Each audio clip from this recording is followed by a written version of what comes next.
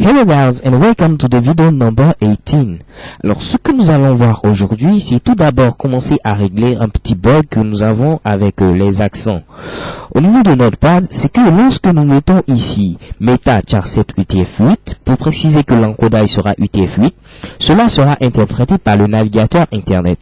Mais l'éditeur de test Notepad a également son propre encodage. Ici, par défaut, l'encodage choisi, on peut le voir, c'est 11i. Donc, pour modifier cela, il faudra dire à Notepad que nous ne voulons pas utiliser 11i, mais plutôt UTF-8. Si vous ne le faites pas, vous voyez que vos accents vont s'afficher de manière étrange, de gros points d'interrogation ici. Alors, pour régler ce problème, une petite technique, c'est d'abord de couper le texte, CTRL X pour les amoureux des raccourcis clavier, changer ensuite l'encodage en UTF-8 sans bombe, je précise UTF-8 sans bombe, recoller le texte avec CTRL V et actualiser le navigateur, vous verrez que bang, tout marche, pas de problème avec les accents. Alors, ce sera répétitif de le faire à chaque fois, couper le texte, changer l'encodage. On peut, disons, faire en sorte que nos nouveaux fichiers vont directement s'ouvrir avec l'encodage UTF-8 sans bombe. Comment le faire? On vient ici dans Paramétrage, puis Préférences. Au niveau ici de Nouveau document / dossier, on va choisir ici l'encodage par défaut, comme vous pouvez le voir ici, UTF-8 sans bombe. Alors par défaut, ce sera 11i qui sera ici sélectionné. Vous n'aurez qu'à choisir UTF-8 sans bombe. Ainsi, tous vos nouveaux fichiers seront directement encodés en UTF-8 sans bombe. Deuxième des choses, je vais vous montrer également deux attributs qui nous permettent de gérer la largeur et la hauteur de l'image que nous avons placée à ce niveau. Alors pour ce faire, c'est pareil qu'en CSS, nous allons utiliser width pour indiquer la largeur et height pour indiquer la hauteur. Alors, on a dit, pour mettre un attribut, il faut mettre tout d'abord le nom de l'attribut, mettre ensuite l'égalité et la valeur en griffe ou en double cote.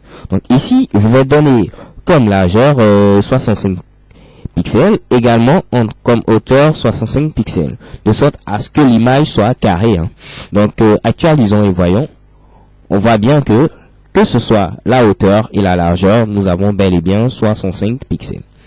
Alors, remarquez que ici, j'ai pas eu besoin d'ajouter px comme pixel, tout simplement parce que nous n'en avons pas besoin. Comme en CSS, il faut le mettre ici. Si je mets simplement 65, chez Keban, ça marche, pas besoin de préciser pixel. Dernière chose que nous allons voir avant de clore cette vidéo, c'est vous montrer ici l'importance de l'attribut alt, qui signifie alternative. Donc ici, la valeur la valeur de l'attribut, ici logo CSESMT, ce sera cette valeur qui sera affichée au cas où l'image ne peut pas elle-même s'afficher. Je m'explique. Je vais modifier simplement ici le nom de l'image en mettant CES_ESMT.dpage. Alors l'image s'appelle CSESMT.dpage. Donc CESESMT.dpage n'existe pas. Dans ce cas, l'image ne pourra pas s'afficher. Et puisque l'image ne pourra pas s'afficher, le navigateur va mettre ici la valeur de l'attribut alt. Actualisons pour voir. Chez Keban, vous voyez ici logo CSESMT. Alors, au cas où l'image ne peut pas s'afficher, on va mettre ici la valeur de l'attribut alt. Cette valeur est également importante pour les personnes aveugles, parce que vous pouvez comprendre que ces personnes ne peuvent pas voir les images. Ainsi, elles disposent d'appareils qui vont pouvoir lire le texte. Donc, si on donne une valeur à l'attribut alt, pour ces personnes, ce sera beaucoup plus facile de savoir qu'ici, c'est un logo qui est placé, même si elles ne peuvent pas, disons, voir l'image. Donc, pour vous, car je sais que vous êtes vraiment gentil, n'oubliez pas de donner une valeur à l'attribut alt pour permettre à tout le monde d'être vraiment au mieux sur votre site web. Alors les gars, c'est tout pour cette vidéo. Rendez-vous à la vidéo prochaine and see you to the next video. Bye bye.